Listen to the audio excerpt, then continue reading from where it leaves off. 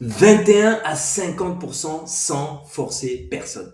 4 parents sur 19 faisaient une action simple dans leur intérêt direct. Et voici ce qu'on a changé. En fait, on ne leur demandait plus, est-ce que vous voulez transmettre votre dossier à votre employeur? Pourquoi? Alors, je vous donne un peu de contexte. En fait, je m'occupe d'une application qui s'appelle Ludido et ce qu'on fait, c'est qu'on aide les parents à récupérer le budget parentalité de leur entreprise qui n'est pas utilisé et pour pouvoir financer leurs frais de crèche, ça leur fait économiser pour beaucoup de parents jusqu'à 2 500 € par an, donc c'est significatif. Sauf que le problème, c'est qu'on n'avait que 4 parents sur 19 qui faisaient l'action simple et bien d'envoyer effectivement leur dossier chez leur employeur.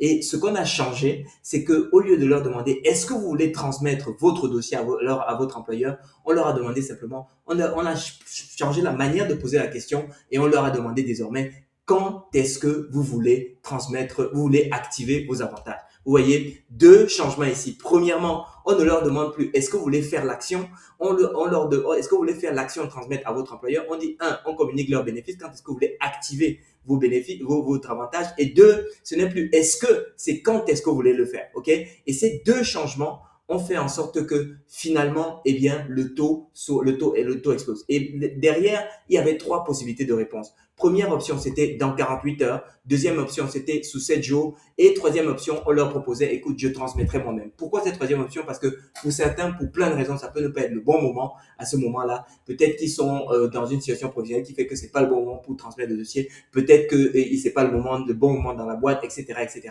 Donc, il faut toujours laisser une porte de sortie. Mais le parent qui choisit, par exemple, de transmettre dans 48 heures, il a donné son consentement explicite. On n'est pas en train de faire quelque chose contre son avis, contrairement au contexte dans lequel on aurait peut-être plutôt dit très bien, on va donner on va transmettre votre dossier à votre employeur pour essayer de forcer et d'augmenter le taux de parents qui était de 4 parents qui transmettent sur 19 et passer à 50%. Ok?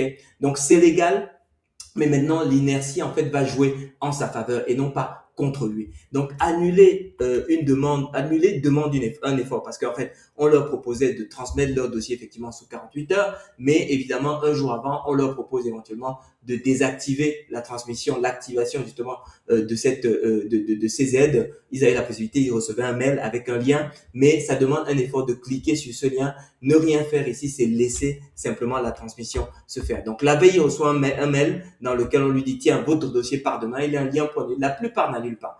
Non pas parce qu'ils ont oublié, mais parce qu'ils ont dit oui précédemment et que les gens ont tendance à rester constants avec l'action qu'ils ont fait, la décision qu'ils ont prise précédemment. Le parent ne décide plus s'il transmet à ce moment-là, il décide simplement de quand. Et là, ça fait toute la différence. C'est ça qui a fait partir de 20% de parents qui transmettent à 50% de parents qui activent effectivement leurs droits et qui a fait décoller notre application.